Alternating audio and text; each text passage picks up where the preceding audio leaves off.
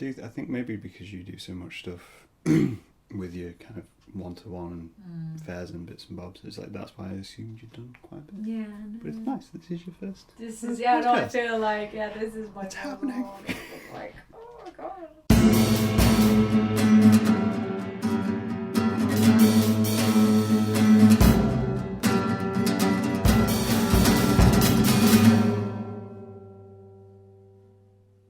Welcome to Yelling at Concrete podcast, Shanna.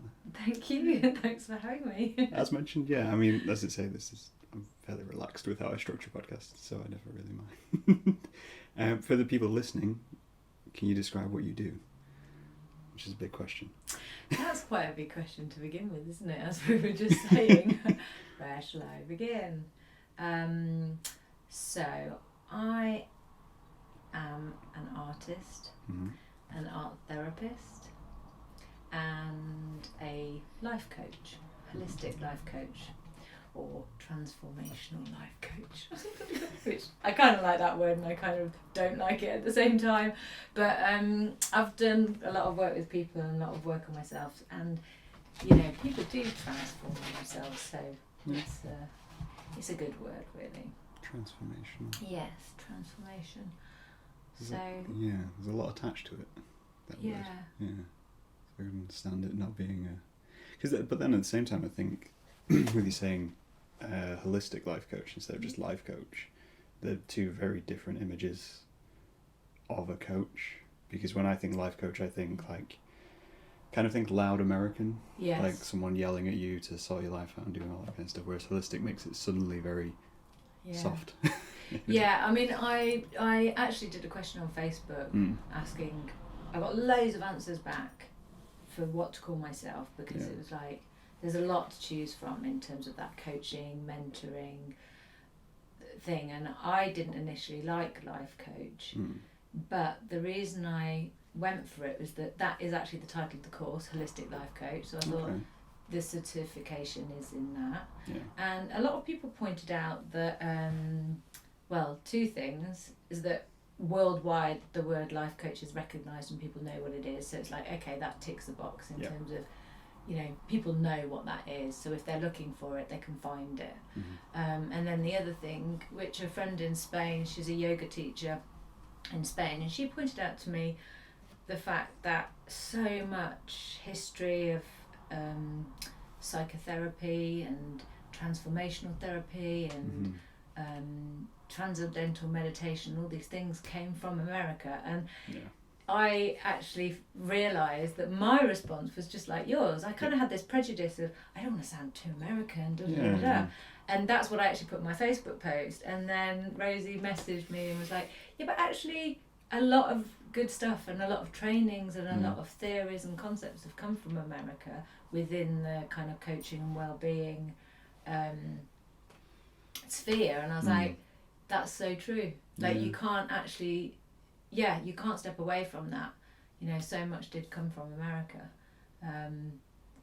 It's kind of like the word therapist. Like if you throw therapist out, people react differently to it if you say doctor. Yeah. And it's like there's no way to disconnect from that word, so you kind of have to embrace it. Yeah. Yeah. It's very double-edged. It is double-edged, and when I watch I don't watch a lot of TV, but whenever I see in films or series where a therapist shows up, they don't get shown in a very good light. Like I sit there cringing. It's like, it's no, that's not what we do. They would never say that in reality,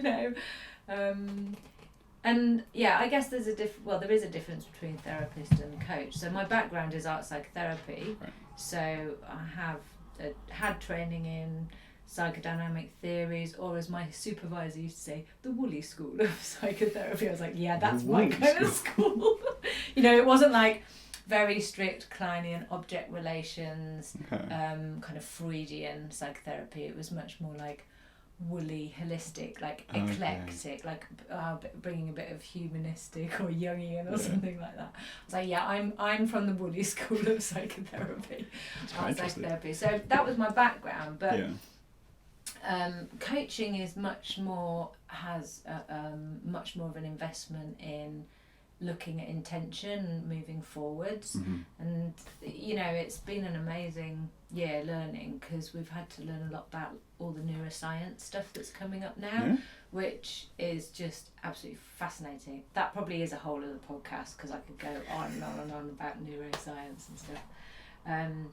But what's interesting is that it's part of the neuroscience research now is like backing up things that yogis were doing hundreds of years ago that have been deemed as hippie and esoteric and stuff, and now science, because we can look at the workings of brains and what happens when people think a certain thought or breathe a certain way. It has a direct impact on the brain and then the body.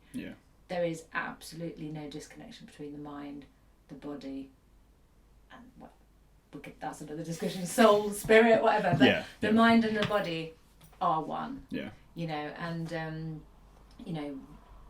I could think one thing about something and it would trigger a chemical response in my brain, which then alters my blood, the hormones that are released into my blood, which then impacts down in my pancreas or something like that. And then you think about something in another way and you're releasing endorphins and you're relaxed and you're open, and it's absolutely fascinating stuff. So coaching is much more about finding the intention and where you want to go to, and really trying to rewrite the story and reframe things in a positive way. And I hate the word goals, but kind of set some goals. I prefer the word intention. That has maybe more integrity to it. I think that's in a way it's kind of why I got in contact with you, because it was quite interesting to see from one point of view you have that life goal, life coach aspect, which as you just mentioned is fairly formal as like a term. It's very much, you can do all creative stuff, but without that intention you're not really progressing in yourself or your practice and that kind of stuff. So you've kind of taken something which is quite logical and applied it to something which is quite creative, and I thought that was quite interesting. Why did I do the life coaching thing? Why did you start doing this? Why did I start doing it? I mean, it's funny because I guess when you're being creative, some people do work in a really intentional way. And I used to sometimes work in a really intentional way. And then there would be other ways of creating art, which was very much about you don't know the intention as such. Because it's like, do you ever find that when you're making art, it's a little bit like being in that space of a waking dream, where you can sense there's something there, a story or an identity, but you can't quite put it into words. And sometimes when I was painting, it would be a bit like that. It's like, I know that there's something here, but you're feeling a bit in the dark, and you're just letting something unfold from the image, and then you respond to it, which is very different from having an intention. This is again why kind of like I wanted to come talk to you, not because I need therapy. Well, I'll be the judge of that. I find, so in terms of, we're sat in your studio obviously, so surrounded by your work comparative to my work, stylistically could not be further apart. Colour, everything like that, which you kind of push into yours. We come to a lot of the same conclusions in terms of how we create work. It's just the visibility and the visuals which connect to it are completely different. So like with you just saying that kind of whole idea of being in a waking dream, when I did my live podcast where I did my book launch, I talked in that about when I have an idea, the way I see it is more like a murky pond. Okay, nice. And there's bricks at the bottom of the pond, and you just reach in and you're like, I think there's something in here. I love that. And then every so often you just drag something kicking and screaming out of the pond. I was like, so it's very much the same idea, just much more horrific. Mucky. I really like that. Because you can't see, so you're just rummaging around for something to form. That's I love that way of working, because it's really exciting, isn't it? It reminds me of being in the darkroom when I was at college, and you wouldn't ever quite know what was going to come out. It's going through 3 or 4 baths of chemicals. You're like, what's going to happen? Did I do this right?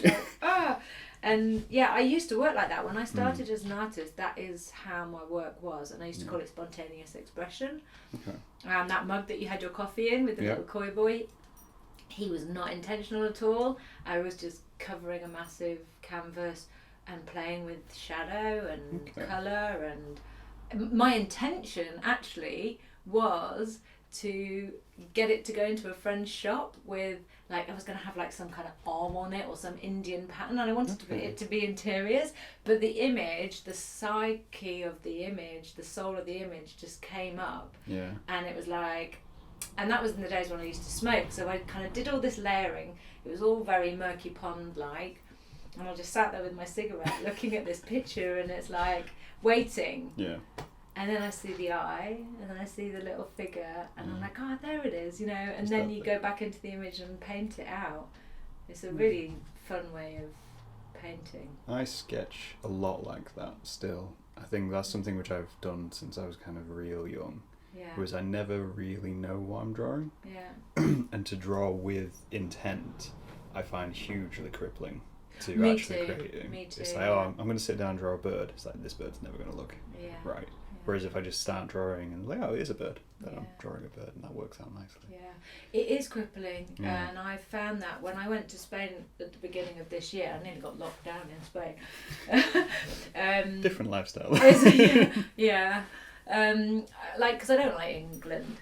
January, February, that time of year. I love that time of year. I was like, no, I need to go and be in the November sun. through to February is fantastic. No, I went over there and I was just going to paint, and I was looking after someone's dog, and I was doing a retreat with a friend of mine, and I was literally crippling myself because I was so like, I tied myself up in knots about this is what this time away is going to be about, and I took all of my like preparatory sketchbooks, and I'd done 3 photo shoots in preparation for it. And I was just looking around to see if I had anything to hand to kind of show you what I was going to do. But I only got about 20% into that project before I basically, stuff happened and I had to leave the property, and I ended up staying with a newfound friend who let me stay with her and her daughter. She was like, you can just use my studio, my yoga studio, to go and paint. And all I had was like 5 colours and then some bits of paper like that. Yeah. So I was thrown into this space of not many materials, not much time, because I was only ever having like 2 or 3 hours before she then had a client come, and I had to tidy everything away. And it was the best thing that could have happened. Yeah. It was the best thing that could have happened because there was no intention other than to fill that time and space with creating. And so just my creative flow came out, and I went back to that spontaneous expression technique, and I just started having fun. Yeah. And that's what I'd lost. I'd really lost the fun. Yeah. Which is sad, you know, when you start not feeling the joy in painting. Yeah. Like that, because you're crippled by this idea of you've got to have a finished product in a certain way. I think that's as well kind of, a lot of people experience that when they have an intention to make something and then it doesn't turn out how they want it to be made, so they just assume that was wasted time. Yes. Rather than thinking, well, no, this is kind of practice and I can use this for something else. I'll just go again at trying to make whatever I was trying to make. And that, like, kind of, I would get that quite a lot. And I suppose some people call that their inner critic. Yeah. And then that can be quite crippling too. And I'd got to, after being an artist for 7 years, I'd started to get to this point of like, well, unless I'm creating something that I'm going to sell at my next market or I can exhibit next year, it's not worth anything. Yeah. And that wasn't doing any good for my just okayness in myself. It was because I was constantly had my back against the wall. Yeah. You know, it was not very much fun. That should be fun. It should be fun. But, you know, there are other times, like with the intentional thing. I mean, the Long Ladies, that one's my last one that I did. And she was very kind of clear as a bell. There was an intention with her. And it's almost like sometimes this happens with paintings, is they know what they want to be somehow, like you're just like a channel. Okay. Like a vessel. You're just a vessel for this idea, and it is the murky, it is sticking your hand in the pond, it's a murky pond, you're pulling something out, but you kind of know the feeling of the rock that you're going for. Yeah. Or something. So I really, really enjoyed painting her. But like I said to you before we started the podcast, I should have been painting a commission when I started painting her, and I had to contact the lady going, I'm really, really sorry, but I'm going to just do my own interrupting the flow of everything I've done. You're not the priority here, but no, she was lovely, and she was fine. She wasn't in any rush, but sometimes when things want to come, they want to come. Yeah. Whereas the commission that I did for her, that I found that very hard, because there was a clear intention. We talked about ideas, and I actually started the painting once and then discarded it because it wasn't coming out right, and then I started it again, and it actually did change from the original brief. She still loved it, luckily enough, but the original brief, as she was being painted, it just wasn't kind of quite. I would have had to have really forced it to have stayed the same as a brief, but she was of the, I knew the intention behind the commission for her, which was going to be a gift for something else, and so I kind of infused it with that rather than fitting to the exact brief. I think with anything like that, like especially commission work, there is a level of the person who asks you to make something has to trust you. Yeah. So you're essentially just convincing them that what you've done is correct for what they want. It's just like, I want a picture of a dog. And say, but you would prefer a picture of a cat. And I do understand that you like giraffes too. So if the neck becomes very long, then I was just feeding license. You into it, and then just hope that they don't get too picky of it at the end. Hope they haven't bought the frame beforehand, because it's too long now. Extend it down. This frame. This frame's just not going to work anymore. I think that's in a way it's a strange thing. Like we were discussing before, kind of the way I make work constantly. There's never really a gap. So like with the long lady, you kind of, as much of it can be quite a thrilling thing to experience. At times it's kind of cursing, because you're going, right, I've got this stuff to do, but at the same time my brain's going, well, no, we're going to push this out and push this out and this out. We need to do this, this and this and this. So you end up making like hundreds of notes and all those kinds of things. But I mean, when you make work, is it quite quick? Sometimes it can be. Yeah. Because painting to me always seems to take a while compared to what I do. She was like 3 days, 4 days, so that to me is quite quick. Is that quick to you? Is that what you mean? Or is quick like 3 hours?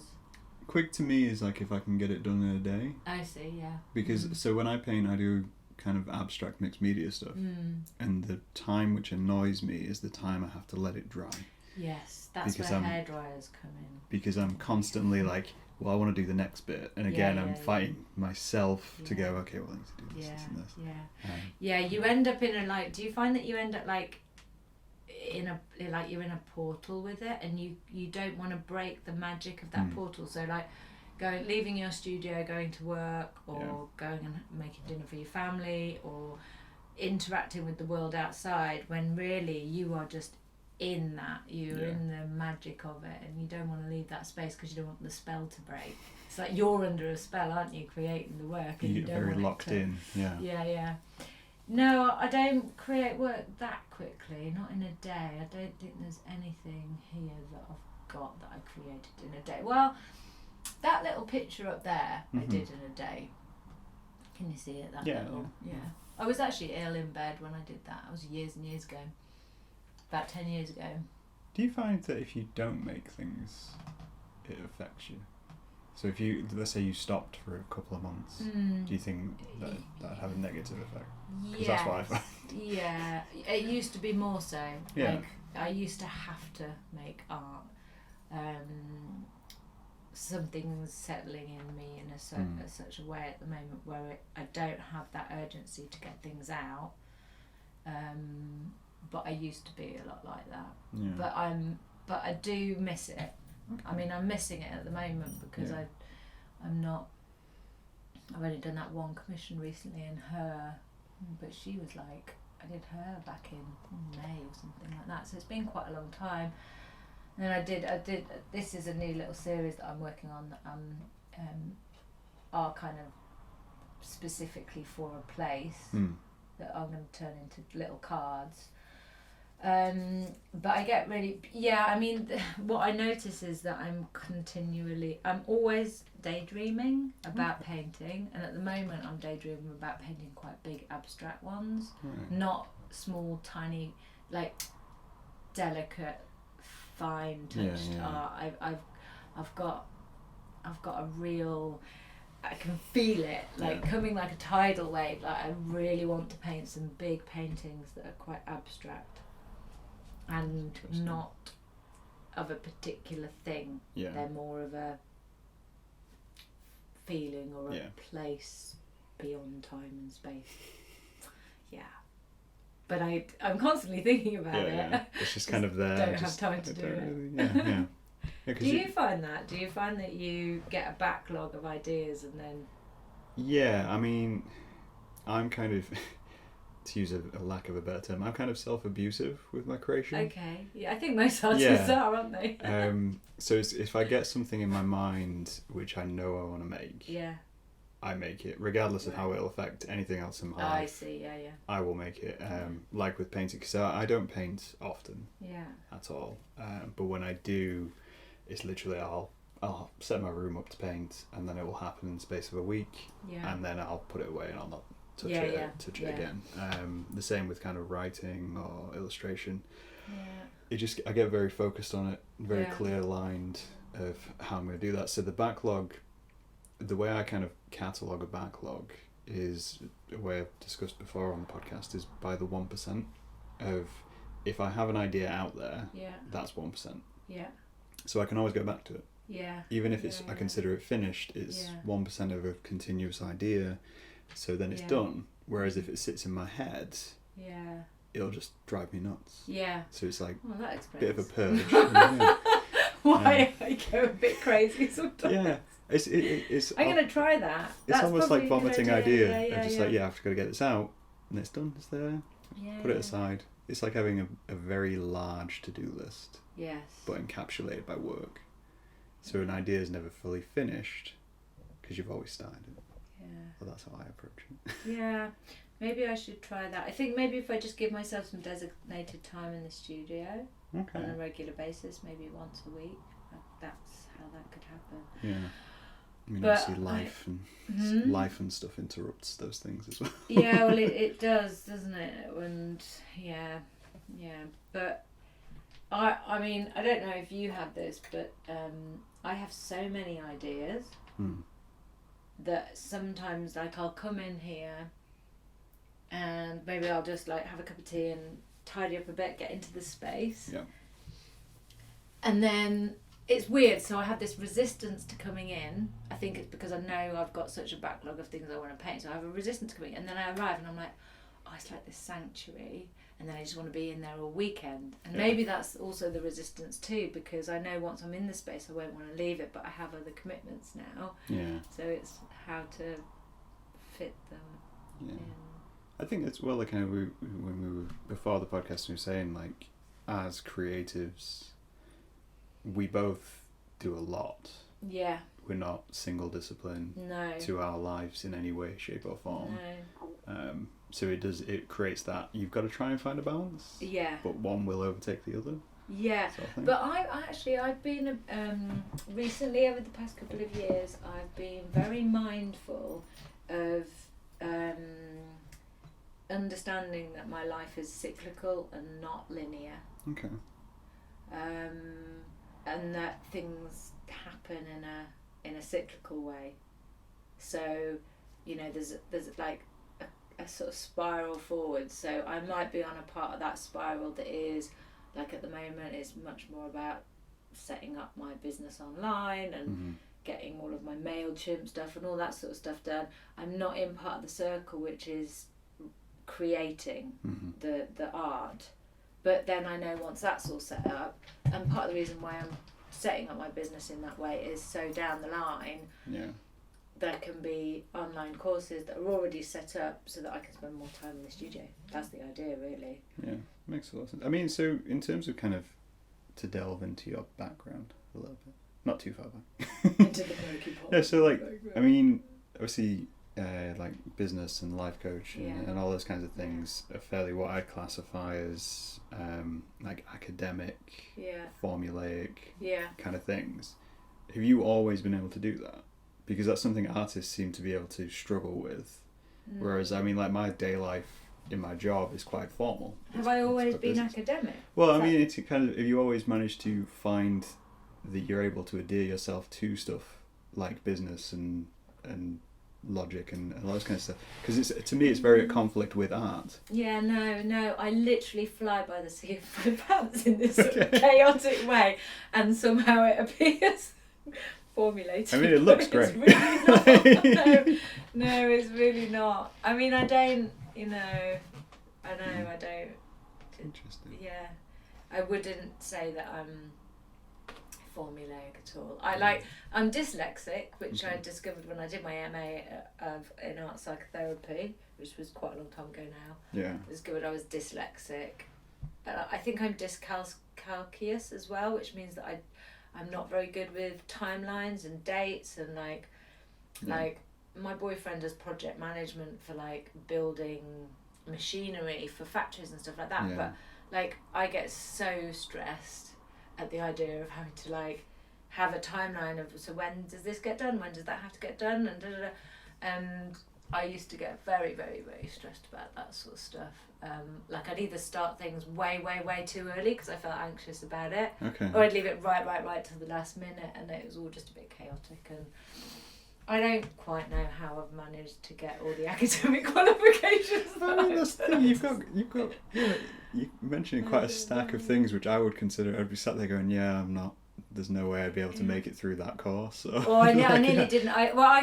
So when you train as a therapist, you have to have therapy. Yeah. Like it's part of the thing, because obviously a lot of people go into therapy from the side of the wounded healer story. It's like, I'm wounded, and Achilles, he was wounded, and he never found a healing technique for his own thing, but he went around the world and he ended up finding lots of healing things for other people. So we all go into therapy as wounded healers, aka fucked up. But I remember sitting with my therapist and honestly trying to persuade her that I should have been in the inpatients unit that I was working in at this, like when I was training in my art therapy. She's like, no, I was like, no, I'm sure there's a label for me, I was absolutely convinced. Oh, hello. Let's turn this off. I haven't seen that in a while. Oh, I know it. Intermission, maybe. So we just had the intermission bit. Where was the lady with the ice cream? Yeah, what was the ice cream? And we're back. Anyway, carry on. No, I was very stressed when I was doing my MA. I mean, I was very depressed and suffered with a lot of anxiety, and I don't quite know how I got through my MA really, but I did. It wasn't easy, but I did it. But you did it, and that's the goal. That's the end of it. Yeah. So in a way, the diploma that I just did, which was a year of an online course, was kind of a walk in the park compared to my because I'd done all the like quite in-depth study, because I did it part-time over 3 years. So and the diploma was like more skimming along the surface. It's just like just drip in and out as needed. I always find it because the way I kind of manufacture my life is a weird term for it. I don't struggle with that kind of stuff. I don't struggle with like project planning or anything like that. Plan. Yeah, it's just kind of comes to me naturally. So it's like problem solving is the way I see it, and that triggers my brain going, we're doing problem solving, and that's good, and blah blah blah. So when my creative side stuff, it kind of surprises people at times. You're just like, no, actually I do all this kind of stuff. And that. But I don't know if that's a breakdown of. Well, you're very. Does all your quirkiness come through your art then? Do you think? Quirkiness? You think I'm quirky? I reckon there's a little bit of quirkiness. I mean, yeah. I have a lot of quirkiness. I mean, in the sense of I use art as very much a communication tool. Yeah. With everything. That's how I've always used it. And a communication of what? Like politics, ideas, or internal states or feelings? Literally everything. Just anything? Yeah, because so when I started doing art as a babby, it was just a way of escapism. Yeah. And it was always kind of, escaping bullying or whatever you want to look at. And then through time, I've basically just twisted it into something where like, okay, as a person, I can project one visibility, but I'm not necessarily worried about it because I always project what I actually think through my art. So it's like, this is society, and then that's art. There's always, I think, I can't remember who told me ages ago, said if you want to know more about me, you look at my art, you don't look at me, because I'm the distraction. That's really interesting. I mean, like, so you're talking about like the power of art as being self-soothing, with the bullying and stuff. And when my dad died, I was always doing little doodles and stuff in my sketchbook, and there were times when I really felt like that was a way of kind of like I was hand-holding myself. It was like kind of in these weird twilight zones. It's like it's quite a surreal time, and so I made a lot of art at that time, just private art, and that's one of the really healing things about art, is that it's there's an aspect that you can express stuff and yet it still is hidden within the artwork as well. So like, and in art therapy, that's like one of the concepts. It's called the triangular relationship. So you've got the therapist and the client and then the artwork. And the reason why it's used with a lot of people who maybe aren't ready for talking therapy, or just struggle to be seen, and is that they can hide in their art. And there's this idea that the gaze is dropped away from, like, we're looking at each other now. If somebody's got a lot of shame or anxiety and they might not want that, they might feel they need to hide, then they can hide in the art. And there's this real delicateness about the layers that art create, that you as the creator of the art, you can hide in it. I find that's interesting, because it's like, so I saw your work on display, was how I kind of found you. Where was that then? It was Angel. Oh, Angel Coffee House. In the Angel Coffee House. And I kind of saw that on display, and whenever I do my own kind of shows or anything like that, that's what I worry about more. I have no problem putting out work, but putting it on display and then being present for someone to ask me about it, that I find hugely vulnerable, of just like, this, you're meant to look at this, don't talk to me. Look at that, take everything you need from that, don't talk to me.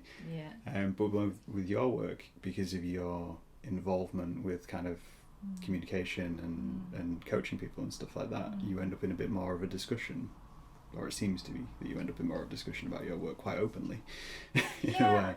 I suppose, and maybe that's from the art therapy training. Maybe that helped. Do you find if people ask you about your work, you can explain it quite easily? It really depends. Right. Like, there's a piece behind you which you can't see, which I did in a day. Right.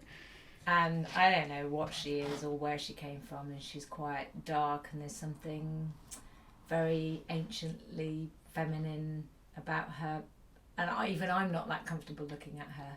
And it's, we were talking about how, like, I don't know, as an artist, like, do you end up creating work that you second guess, that you think people want to see, or are you making really art from here? And it's when you're making art from here and then you go and do an exhibition about it, because it's real and you want to present, you want real work to be out there, that's when the vulnerability comes in. And that's the dichotomy, isn't it? Because it's like, I started doing all this work because I was supposed to be having an exhibition in Spain next year, which obviously isn't happening now because everything's been delayed. And I was like, no, I want this work to be real. So I was just literally expressing from that kind of more spontaneous expression, that putting your hand into the deep murky water and pulling out something that I don't even know about my soul or my ancestry or whatever it is, And then it's like, God, I don't know if I want to show this work. Yeah. It's just this constant, Yeah. you know. I think that's a common thing with artists, to the amount of work artists do make, you really only ever see 10% of it. Like if someone's working a lot, like you talk to so many people and like, yeah, I'm working on this idea, I'm working on this idea, and then you never see them come to light of day, and then 2 months down the line they'll put out some completely different thing which they're working on. You're like, I'm so glad that you said that, because so often, like, I don't know, I was saying to somebody how hard it was. I was finding it really difficult being an artist and then having to constantly do Facebook posts and because I just wanted to hide, to go away into that place and make the artwork. I didn't want things to be observed, the process to be observed. It just felt so alien, really, to be doing that. And that, it's a funny thing about being seen when you're making stuff. And I've got lots of stuff that I've started or I've announced on Facebook, I'm going to be doing this, and I've only gotten about 60% into it, and then life happens or something happens, or I get a commission, and then another work things, and then it all gets put on the back burner, and then I feel terrible because I've told people I'm going to do this thing, and then it hasn't. It's still bits of paper stuck around this room or in my sketchbook. It's a strange thing of kind of, like we're saying with the kind of whole marketing and art and stuff. Like, so if you have a product, the general path for a product is you announce that you're going to do a product, and then you create the product, and then you put it out for sale. I find that I'm terrible at marketing because I hate announcing things. So I'll just work on something for a year and then suddenly go, here you go. Now this is here. Go deal with that. But then as soon as you've announced it, that pressure piles, because you're like, oh, now people are expecting it. And I think, in a way, from my point of view, it ruins your art, because you automatically start thinking of like, okay, I've put this out, I've said I'm going to do this. So now they're automatically interpreting it before I've even made it. Absolutely. So the expectation they're having is just not what I'm going to make. No. I know, I get that completely. I get that completely. Yeah, it's not a comfortable. It's not a comfortable relationship. It really interferes with whatever is communicating within your own psyche. It really messes that up somehow. The real trick is to complete it, and then announce you're going to do it. And then go, okay, well, here it is. That's what I'm going to do. Document it along the way. And go, okay, I'm starting this painting. It's that right there. But I'm starting this painting. No, maybe that's the way to do it. Do you find, obviously, style-wise, you have quite a flowing, organic style to everything else. Do you ever worry about doing stuff which is out of that style? Like moving into other kind of stylizations and stuff like that? No, I don't. It's something I've been wanting to do for ages. When I kind of decided, I'm going to put myself out there as an artist, and I did a website and everything like that, there's this thing of, you have to do things a certain way, and you have to have a style. You can't try this and try that and paint in this way. And I found that really hard. But naturally, I fell into I kind of found three different categories, which were the long ladies, the bees, and then the feminine awakening stuff, which was much more kind of like I was wanting to get into portraiture and stuff, but still have a slightly surreal edge to it. So no, and now I want to go and do something else. I prefer not to, and I think now that, because I'm kind of like, I'm resting the mantle of being an artist down for a bit. I need a break from it. I've been doing it for 7 years, and I actually maybe just need to clean the slate. In a sense of, so that I can just come in here and just paint genuinely what I want to paint, and not worry about whether it has any commercial value or anything like that. Hopefully. I don't know what's going to happen, which is, and that's in a nice feeling now, whereas before it was like, you need to know, because there is one way of working where you literally are planning out every single square, where people do big oil paintings, and I started to sort of go down that route about a year and a half ago. And there's something lost in that way. Like there's a safety and there's a way of showing up and filling it all in, but then something's lost. It kind of fascinates me, stuff like that. It's like when you see people do photorealistic stuff. Yeah, exactly like that, yeah. I find it really fascinating because in my head I'm just like, I have no idea how you've done this. Yeah. Also, why do you enjoy this? Exactly, yeah. I've got a friend who paints like that. She's a portrait painter in London and she works square by square. Yeah. Yeah. I mean, and I don't know how she does it. I always have the conflict of kind of looking at things like that and saying, okay, yes, it's technically brilliant. It's something which I could never do. But what's the point? Yeah, but what's the concept? Yeah. Why have you done this? Well, you may as well just have a photo. Yeah. And there's a guy, Marcella, somebody, I follow him on Instagram, and he literally paints portraits of women, and he'll like do a really close up, and there'll be like a bead of sweat on, and you can see every single pore. Yeah. And it's beautiful, but what's the point? Yeah. Why are you doing this? I don't understand, because it's not got any of his feeling in it. Like, I don't know. It is a complete conflict. It's a photo done in oil painting. Yeah. It's like, well, have the photo. It's in a way I find that kind of stuff verges on like idolicism and worship. Yeah. If you're spending that much time, like people say, oh yeah, I've spent 300 hours drawing this painting. I'm like, cool, but what connection do you have to Marilyn Monroe, who you've just spent so much of your life drawing? Yeah. Why them? Yeah. Why not yourself? If it was yourself, it would make so much more sense. But then you'd probably be a bit of a narcissist, so I don't know. If it was your parents, yes, this is so much to unpack here.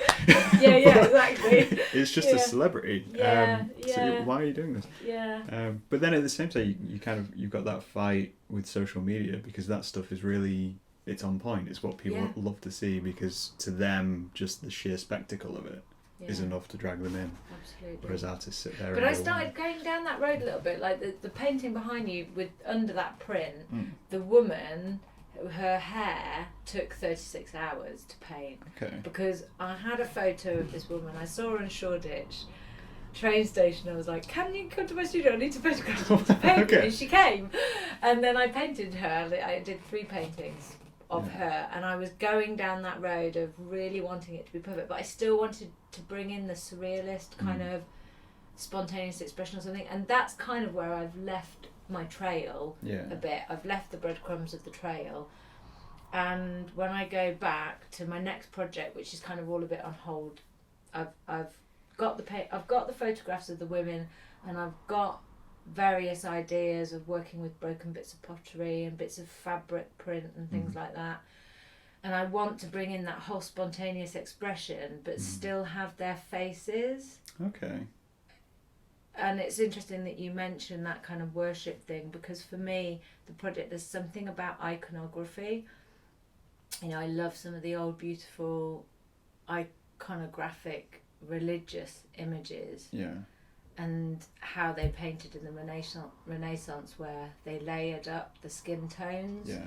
And so things would be painted about 6 times. The face and the skin would be painted because they would paint in glazes, and you get this really beautiful kind of, just this beautiful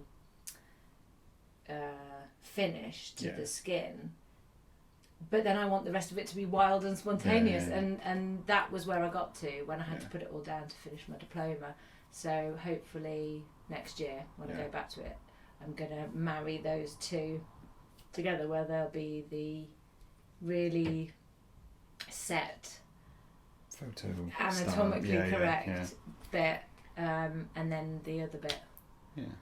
I think there's a comfort, there's something which you kind of have to do as an artist, of recognising what you can complete and what you will spend your lifetime trying to complete, but also what your ability is. And I think that's something a lot of people struggle with, of figuring out where the line is. Like, I know I can't draw cars. I've tried hundreds and thousands of times to draw a vehicle, and it always looks like a toy car. It's like, it's chunky, it's way too big, and everything's wrong. So I'm like, I'm just never going to draw a car. No. Or if I do draw a car, it's not going to look like a car. It's going to have arms and legs. Because that's what I can draw. And there's just a balance between when you start making art and getting frustrated with everything and going, actually, no, this is what I can actually do. Yeah. So I'll patch down that line. Yeah. And it's interesting because it's like you've just climbed right inside my head, because I was at the point where I don't know if I'm technically good enough to paint how I want to paint. Yeah. So, you know, that comes into it as well, like you say, what you're actually good enough, you know, what you can do, because the brain can make you think that you're good enough. You know, you have an idea and it's in your brain and it's in your imagination, and then you go to the blank canvas and you're like, well, what the fuck am I supposed to do now? What, I've got to paint it. Oh yeah, where should I begin? Do you know what I mean? And it's like, so there is a lot of, I don't know, there's kind of like, it's part technique and it's part luck when you're painting. Like, but then I think it's strange, like, so one of the things, like when I make work or whenever I do, like with the drawing every day or with my zine, which I do, a lot of that stuff is to encourage people, because I find artists, despite being creative, passionate people, are hugely defeatist when it comes to creating their own work, because you do stop. And I think that part of that comes from, because as children we go, okay, well, I can draw, I can paint, and that's natural, that comes really easy to me. So as soon as you encounter something in that field where you're like, I can't do this, your brain goes, we'll never be able to do this. We'll always be fighting this, so I'll just stop. and that is how you inspire people, because you inspired me. I was like, God, he's doing it every day, bloody hell. Right, you got to start doing it, you know. But you know, it was the fact that you just did it with such ease and joy. That's what you reminded me of. That whole just do it. Just you know, it doesn't have to end up as anything. It doesn't have to be something you put out into the world. No, you just do it. And that for me is, you know, having just put it all down, I'm really enjoying the space from it. So that, you know, because I've just been away camping and doing some wild walking for a couple of weeks, and even that 2-week holiday, I've come back and my head feels so much better, and I'm energized and I'm more relaxed. I'm not so like, I've got to push this to happen. It's like, okay, that's what I'm planning to happen. Let's just go with it and see where we're at. You know, and that feels like a much healthier way of working. I think that's a healthy way of working. So hopefully when I've had a probably year, it'll be 6 months to year break from my art, when I go back to it, I'll just be like, just like, woo! Right, let's see what's going to happen.